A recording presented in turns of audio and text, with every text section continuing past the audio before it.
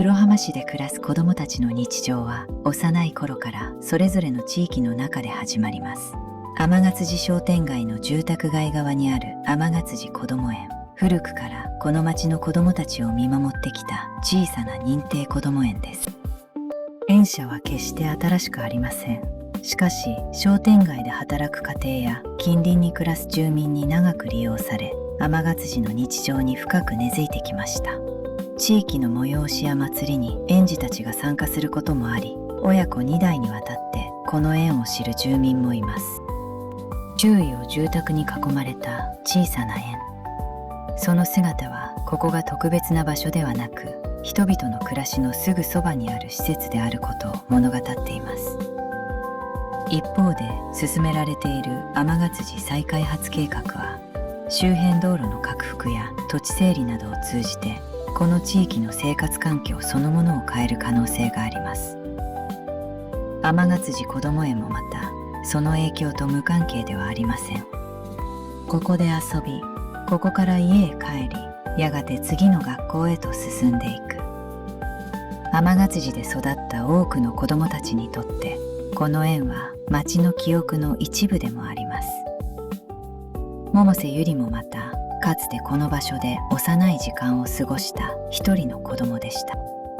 新都心アーク区では再開発に伴う人口増加に対応するため、子育て支援機能の整備も進められています。その中心の一つが黒浜アーク中央子どもセンターです。周囲の集合住宅や都市基盤と一体で計画された大型の保育・子育て支援施設です。施設内には保育機能だけでなく、一時預かり、子育て相談、乳幼児支援など複数の機能が集約されています。主な利用者はアーク区のオフィスで働く共働き家庭や周辺のタワーマンションに暮らす住民たちです。新しい町で暮らす親子の日常を支える拠点として日々利用されています。明るく清潔な施設環境と公共交通への良好なアクセスはアーク区の都市機能を象徴する要素でもあります。一方でこの施設そのものに特別な悪意があるわけではありません。ここで働く保育士や職員たちもまた黒浜市で暮らす子どもたちと家庭を日常の中で支えている存在です。地域に根ざした天勝寺のこども園と再開発によって整備されたアーク区の子どもセンター。同じ黒浜市の中にも子育て環境の形には地域ごとの違いが現れています。東部一般住宅、商業地域には黒浜市でも多くの子育て世帯が暮らしています。その生活圏の中にあるのが黒浜東こども園です。周辺に暮らす家庭の子どもたちを受け入れる地域に密着した認定こども園です。園の周囲には戸建て住宅や集合住宅が広がり、その先にはスーパーや公園など市民の日常を支える施設が点在しています。朝には子供を送り届ける親子が行き交い、夕方になれば園から帰る子供たちの姿が住宅街へと戻っていきます。黒浜市で暮らす多くの家庭にとってそれはごく普通の日常の光景です。特別な出来事が起こらなくても、そこには毎日の暮らしがあります。こうした何気ない生活の積み重ねもまた巨大都市黒浜市を形作っています。西部住宅商業地域には比較的新しい住宅街や落ち着いた住環境が広がっています。その地域にあるのが黒浜西幼稚園です。地域の子どもたちを受け入れる私立幼稚園として日々の幼児教育を支えています。園庭や建物には比較的ゆとりがあり、西部住宅地域らしい整った生活環境の中に位置しています。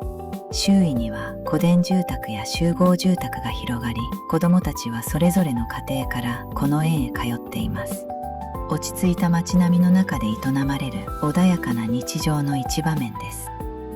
ただし、西部地域は決して一部の特別な家庭だけの町ではありません。ここにもまた様々な家庭が暮らし、その中で子どもたちが育っていきます。黒浜西幼稚園はそうした西部の日常を支える施設の一つです。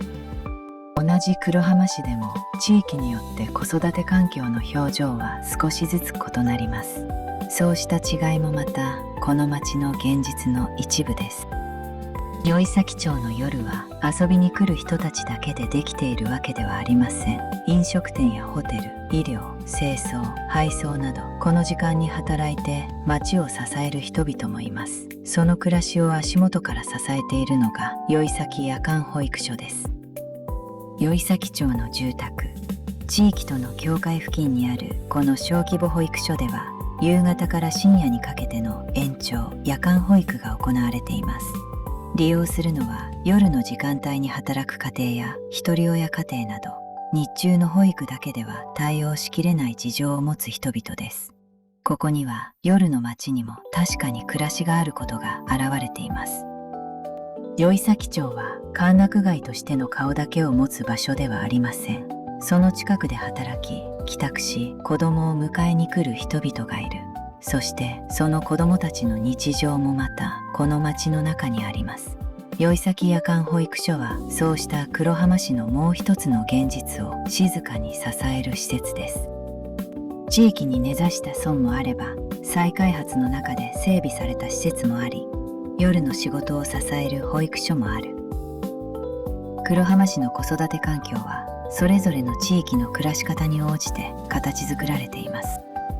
幼い時間を過ごした子ども園を離れ、子どもたちはやがてそれぞれの地域の小学校へ通うようになります。天勝寺商店街とその周辺住宅地の子どもたちが通うのが黒浜市立天勝寺小学校です。百瀬ゆりもまたこの町で小学校時代を過ごした一人でした。天勝寺小学校は黒浜市内でも比較的歴史の古い学校の一つです。校舎は何度か改修されながら使われてきましたが、地域に根ざした学校として今も天勝寺の日常を支えています。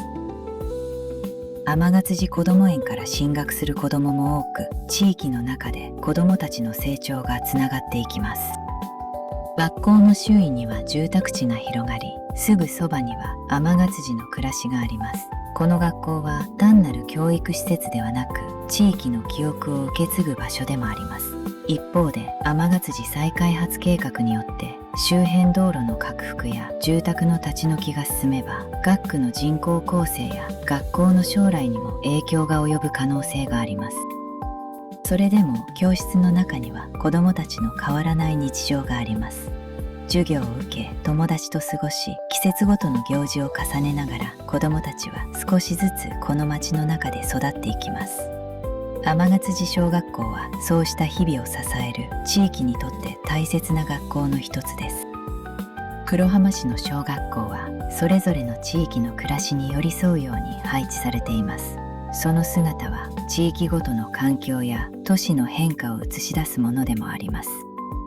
新都心アーク区には再開発によって増加した子育て世帯に対応するため、新しい学校も整備されています。黒浜市立アーク中央小学校はその一つです。比較的新しい都市型の私立小学校としてアーク区に暮らす多くの子どもたちが通っています。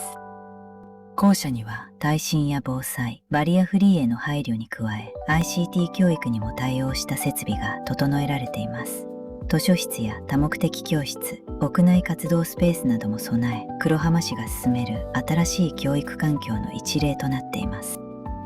周囲には高層マンションや集合住宅、オフィスビルが並び、学校そのものも新都心の街並みの中に組み込まれています。交通量の多い地域であるため、通学路には信号やガードレール、防犯設備などが整備され、子どもたちの安全にも配慮されています。天勝寺小学校と比べれば、施設の新しさや周辺環境には大きな違いがあります。しかし、ここで学ぶ子どもたちにとっては、ここもまた毎日通い、友達と過ごし成長していく、ごく普通の学校です。同じ黒浜市の中でも、学校の姿は地域の成り立ちや都市の変化によって少しずつ異なっています。黒浜市東部には、戸建て住宅や集合住宅、商業施設などが広がる大きな生活圏が形成されています。子育て世帯も多く、地域には学区ごとに複数の私立小学校が配置されています。黒浜市立東洋小学校もそうした東部住宅地域の子どもたちが通う学校の一つです。特別な名門校でも何か大きな問題を抱えた学校でもありません。毎朝子どもたちが登校し、授業を受け、友達と遊び、夕方になればそれぞれの家へ帰っていく。黒浜市で暮らす多くの家庭にとってごく普通の小学校です。上空から見ると学校を囲むように住宅や集合住宅が広がり、教育施設が地域の生活圏の中に組み込まれていることがわかります。周辺には公園やスーパー、診療所、交番など市民の日常を支える施設も点在しています。学校だけが独立して存在しているのではなく、その周囲にある暮らしとともに一つの地域が形作られています。東洋小学校は東部住宅地域にある数多くの小学校を代表する一例です。この町には同じように地域の子どもたちを受け入れ、日々の成長を支えている学校がそれぞれの学区に存在しています。黒浜市の大部分を占めるのはこうした何気ない市民の日常です。黒浜市西部の住宅・商業地域には比較的新しい住宅街や整った生活環境が広がっています。そうした地域の中で学区ごとに複数の私立小学校が配置されており、黒浜市立西洋小学校もその一つです。地域に暮らす子どもたちの日常を支えるごく普通の小学校です。西部住宅地域の学校は東部と比べて敷地や施設にやや余裕がある場合も多く、計画的に整備された街並みの中に置かれています。ただし、それは一部の特別な家庭だけのための学校という意味ではありません。ここにもまた様々な家庭が暮らし、子どもたちは毎朝この学校へ通い、学び、遊び、成長していきます。上空から見ると、学校の周囲には戸建て住宅や集合住宅が広がり、広めの校庭や周辺道路の配置からも西部住宅地域らしい空間のゆとりが感じられます。学校は単独で存在しているのではなく、住宅地、公園、商業施設などとともにこの地域の暮らしの一部として組み込まれています。黒浜市立西洋小学校は西部住宅地域にある小学校群を代表する一例です。東部と西部では街並みや施設配置に違いがあっても、そこで営まれているのは子どもたちが学校へ通い、地域の中で育っていく変わらない日常です。黒浜市の教育環境はこうした地域ごとの個性の上に成り立っています。小学校の授業が終わった後も子どもたちの一日はそこで終わるわけではありません。黒浜市では各地域に放課後児童クラブや学童保育施設が設けられ、放課後の子どもたちの居場所を支えています。ここ黒浜市放課後児童クラブもその一つです。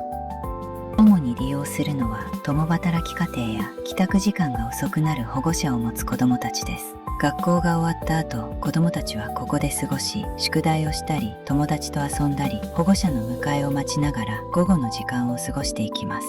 それは黒浜市で暮らす多くの家庭にとってごく現実的で大切な日常の一部です。こうした施設は子どもを預かる場所であるだけではありません。家庭と学校の間をつなぎ、子どもたちが安心して過ごせる放課後の居場所として地域の暮らしを支えています。黒浜市の教育環境は学校だけで成り立っているのではなく、こうした放課後の支えによっても形作られています。子どもたちの成長を支えるのは授業のある時間だけではありません。学校の外にもまた黒浜市の日常を支える大切な場所があります。小学校を卒業した子どもたちは次の学びの場としてそれぞれの地域の中学校へ進みます。天勝寺商店街と周辺住宅地の生徒たちが通うのが黒浜市立天勝寺中学校です。地域に根ざした公立中学校として長く天勝寺の日常を支えてきました。上空から見ると学校の周囲には住宅地が広がり、そのすぐそばに地域の暮らしが続いています。この学校もまた単なる教育施設ではなく、地域の時間と記憶を積み重ねてきた場所の一つです。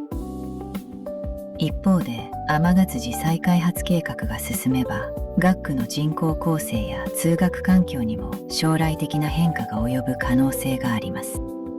中学生になると子どもたちの世界は少しずつ広がっていきます。授業や部活動、友人関係を通じて学校は学ぶ場であるだけでなく、自分の立ち位置や他者との距離を知っていく場所にもなっていきます。百瀬ゆりもまたこの天ヶ辻中学校でそうした時間を過ごした一人でした。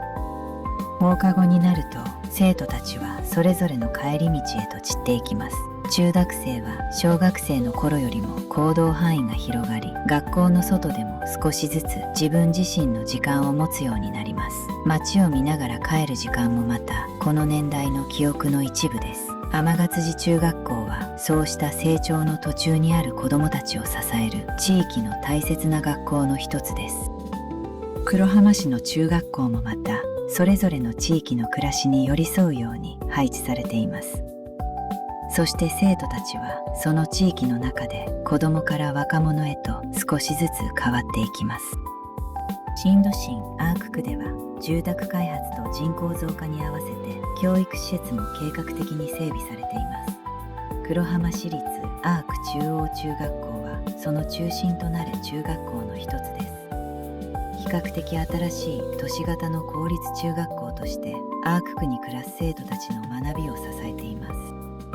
校舎には耐震や防災への配慮に加え、バリアフリーや ICT 教育への対応など現代的な教育環境が整えられています。中学校という場は学力だけでなく、将来の進路や社会との関わり方を少しずつ考え始める時期でもあります。アーク中央中学校もまたそうした変化の途中にいる生徒たちを支える場所です。上空から見ると学校の周囲には高層マンションや整備された道路網が広がり、さらに鉄道や都市機能が近接していることがわかります。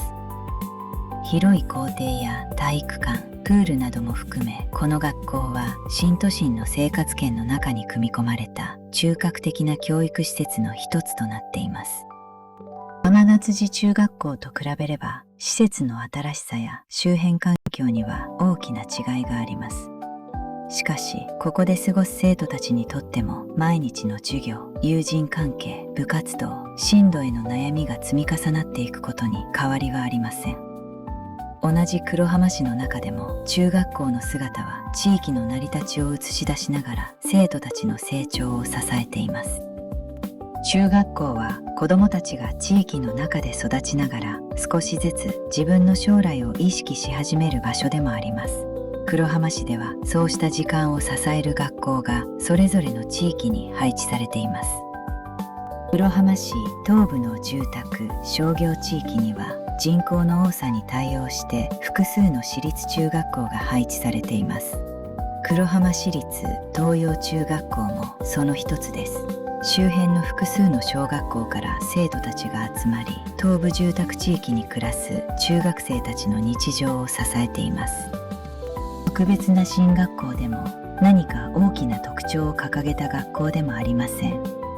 授業を受け、部活動に参加し、友人たちと過ごしながら、生徒たちはそれぞれの中学校生活を送っています。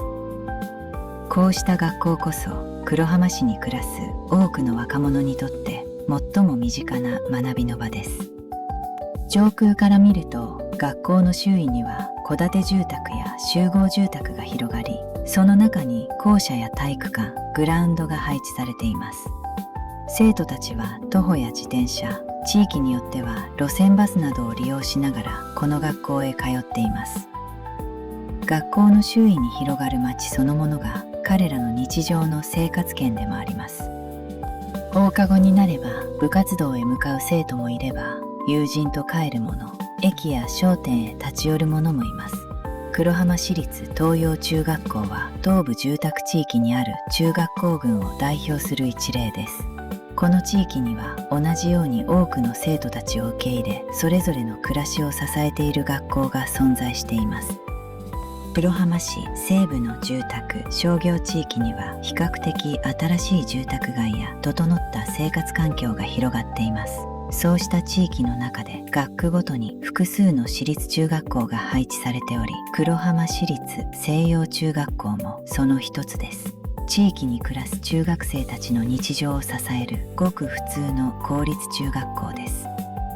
西部住宅地域の学校は東部と比べて敷地や施設にやや余裕がある場合も多く、落ち着いた街並みの中に置かれています。ただし、ここが一部の特別な家庭だけのための学校というわけではありません。様々な家庭の生徒たちが通い、授業を受け、部活動に励み、友人関係の中で成長していきます。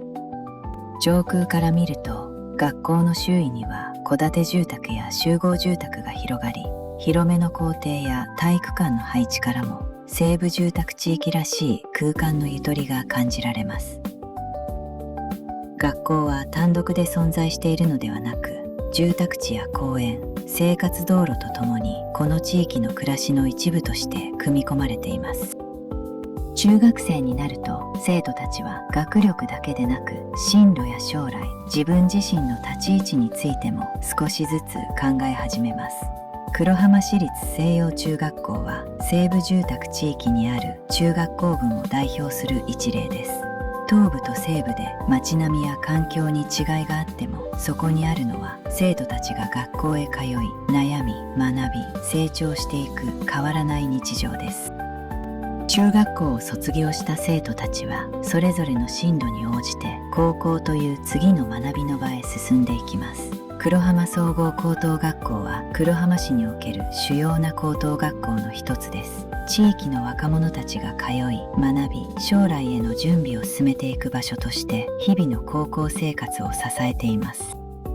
上空から見ると校舎、体育館、グラウンドなど高校として必要な施設が一通り整えられていることがわかります。この年代になると生徒たちの時間は授業だけでなく、部活動、進路選択、資格取得、友人関係などより多様な広がりを持つようになります。高校は子供として守られるだけの場所ではなく、自分の将来を少しずつ考え始める場でもあります。百瀬ゆりもまたこの黒浜総合高等学校に通っていました。制服に身を包み、他の生徒たちと同じように校門をくぐるその姿は、今の彼女から見ればまだ社会へ出る前の時間の中にあります。けれど高校時代というのは多くの若者にとって自分の輪郭が少しずつ形になっていく時期でもあります。季節が変わっても学校へ通い、授業を受け、友人たちとすれ違いながら過ごす日常は続いていきます。高校生活は何か特別な事件がなくても、その積み重ねそのものが後の人格や価値観を形作っていきます。黒浜総合高等学校はそうした若者たちの時間を受け止める黒浜市の大切な教育機関の一つです。黒浜市西部の住宅地域には、落ち着いた街並みの中で地域の若者たちを受け入れる高等学校も配置されています。黒浜西高等学校はその代表的な一校です。生徒たちはこの場所で授業を受け、友人と時間を過ごしながらそれぞれの高校生活を送っています。高校段階になると生徒たちは学力だけでなく、進学や就職、部活動、人間関係などより具体的な将来の課題と向き合うようになります。黒浜西高等学校もまたそうした若者たちの日常と成長を支える場です。派手さよりも地域の中で安定して学びを積み重ねていく堅実な教育環境がこの学校の特徴といえます。上空から見ると校舎、体育館、グラウンドなど高校としての施設が広く整えられていることがわかります。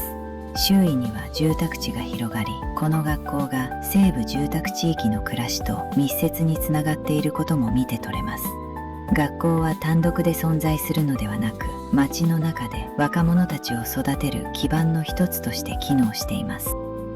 朝には生徒たちが登校し、授業を受け、放課後には部活動や進路準備に時間を使う。そうした一日の積み重ねが高校生活という時間を形作っていきます。黒浜西高等学校は西部地域に暮らす若者たちにとって学びと成長、そして次の進路へ向かうための大切な通過点となる学校です。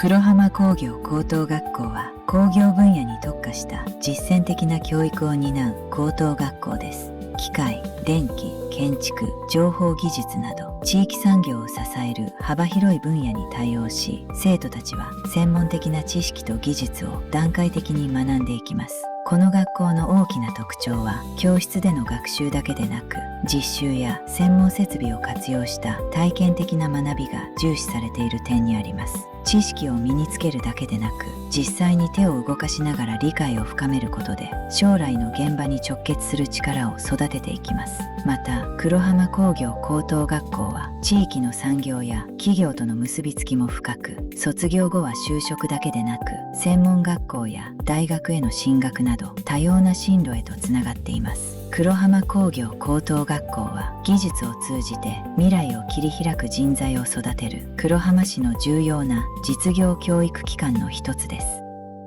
黒浜商業高等学校は地域産業と日常の経済活動を支える人材を育てる実務教育型の高等学校です。簿記や情報処理、マーケティング、販売実務など商業分野に関わる学びを通して社会で役立つ知識と技能を身につけていきます。市街地に近い立地を生かしながら地域社会とのつながりを意識した教育が行われているのもこの学校の特徴です。黒浜商業高等学校は将来の進学や就職だけでなく地元の経済を支える実践的な担い手を育てる場となっています。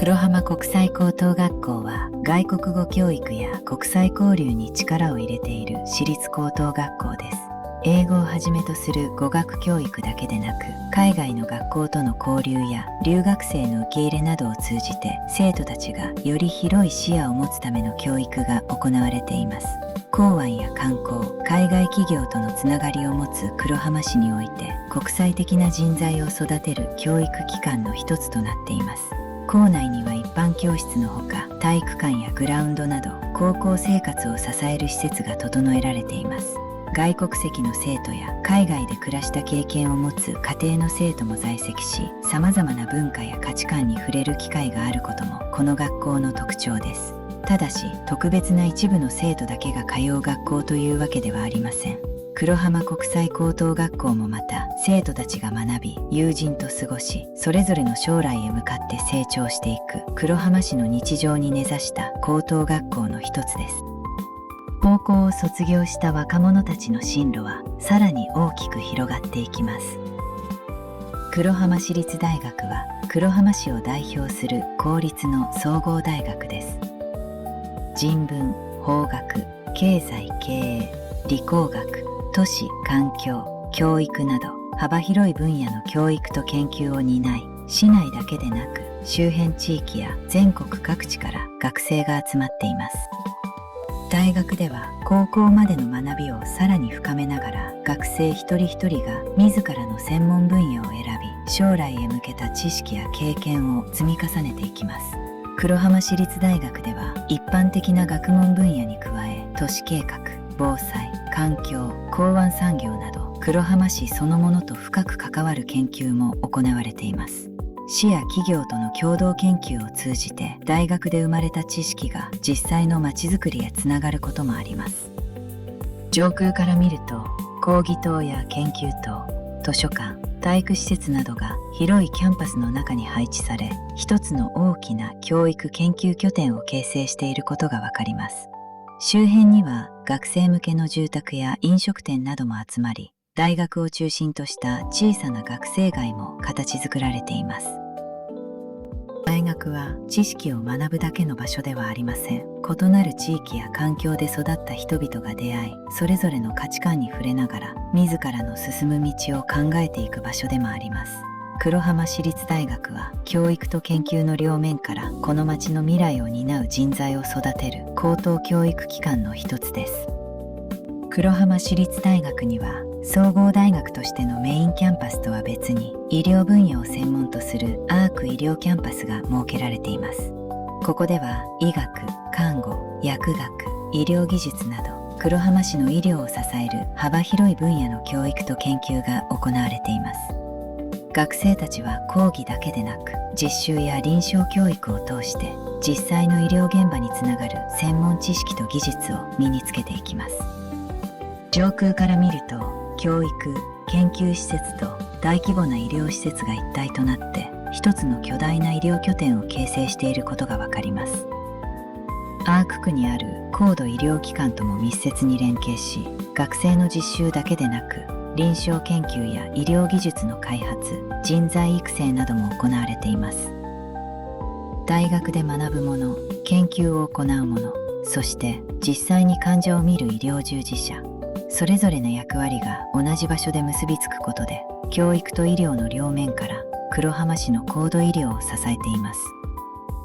黒浜市立大学アーク医療キャンパスは、次の世代の医療従事者を育てながら、この町の命を支える知識と技術を積み重ねていく場所です。黒浜海洋技術大学は、港湾都市黒浜市の特色を象徴する海洋分野に特化した高等教育機関です。海洋科学、海洋生物、船舶工学、物流、港湾技術、海洋環境など海と港に関わる幅広い分野の教育と研究が行われています。学生たちは講義だけでなく実験や実習を通して海洋産業や港湾の現場につながる専門的な知識と技術を身につけていきます。上空から見ると大学のすぐそばに黒浜湾と港湾施設が広がり、船舶やクレーン、物流施設が並ぶ黒浜埠頭との距離の近さがわかります。この立地を生かし、港湾事業者や物流企業、船舶関連企業などとの共同研究や実習も行われています。また、海洋生物分野では、黒浜湾岸水族館との研究協力や実習などを通じて、海洋環境や生物の保全にも関わっています。黒浜海洋技術大学は、海と共に発展してきた黒浜市の産業を教育と研究の両面から次の世代へつないでいく大学です。黒浜国際大学は国際教育と多文化交流を柱とする黒浜市を代表する大学の一つです。語学教育や国際理解教育に力を入れており、国際社会で活躍できる人材の育成を目指しています。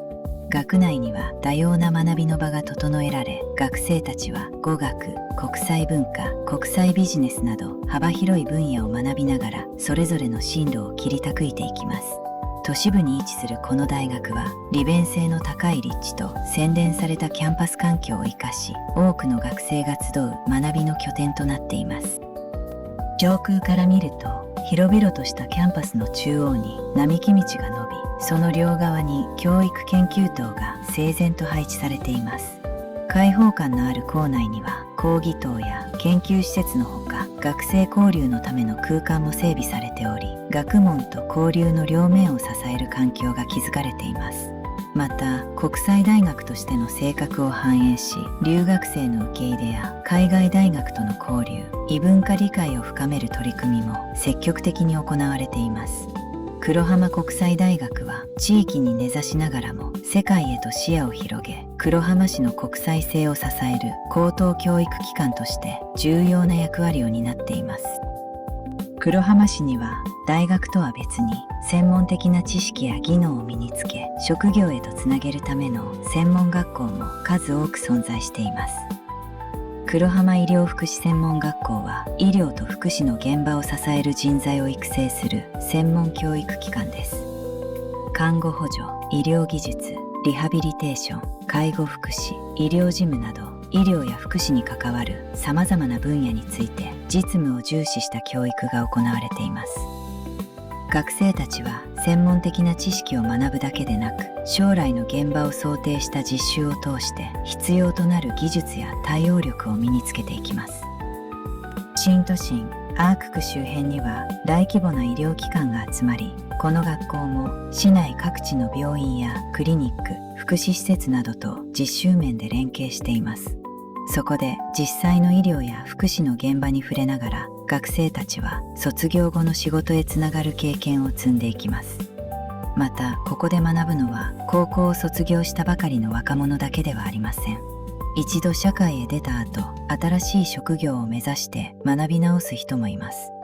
黒浜医療福祉専門学校は年齢や経歴の異なる人々を受け入れながら、黒浜市の医療と福祉を現場から支える人材を育てています。黒浜市には観光、宿泊、飲食サービスといった人と町をつなぐ産業を支える専門学校も整備されています。黒浜観光調理専門学校は観光業と食の分野に特化した実践的な職業教育機関です。校内では観光、旅行、ホテル、調理、製菓、製パン、そしてブライダルなどサービス産業に関わる多様な分野を学ぶことができます。学生たちは知識だけでなく接客、案内、調理技術、衛生管理、現場対応といった実際の仕事に直結する力を身につけていきます。この学校は市街地と港湾エリアの双方に近い立地にあり、黒浜市の観光や商業の動きとも結びついた教育環境を備えています。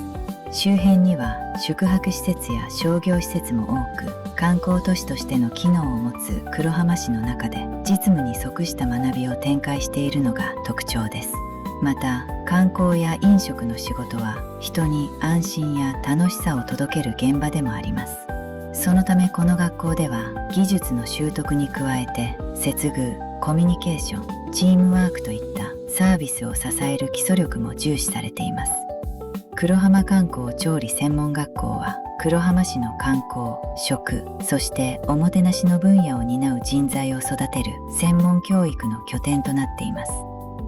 黒浜美容専門学校は美容や利用の分野で働く人材を育成する専門教育機関です。美容、ヘアメイク、ネイル、利用などそれぞれの分野に応じた専門的な知識と技術を実習を中心に学ぶことができます。校内には実際の美容室に近い環境を再現した実習設備が整えられ、学生たちはカットやスタイリング、メイクなどの技術を繰り返し身につけていきます。美容の仕事では技術だけでなく利用者とのコミュニケーションや接客も欠かせません。そのため現場に出ることを意識した実践的な教育が重視されています。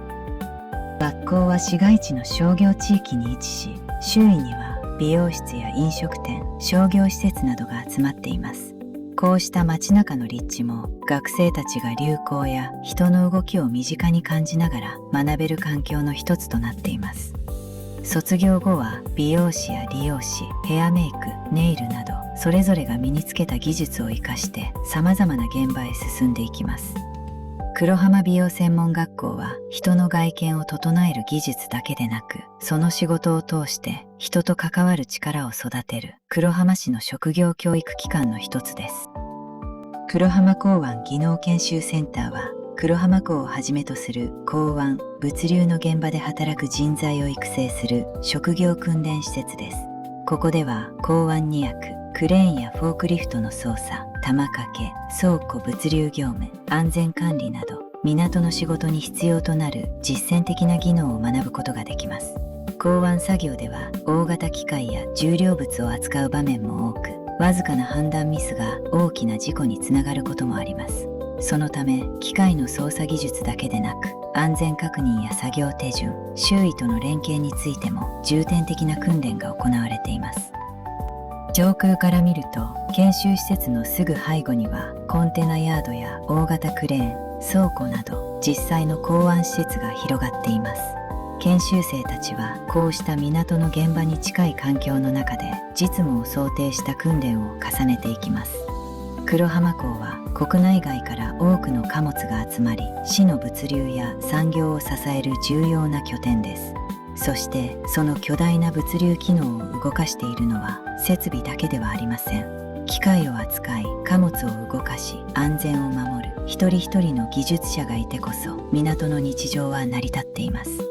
黒浜港湾技能研修センターはそうした港の現場を支える技術と安全を次の世代へ受け継いでいくための施設です。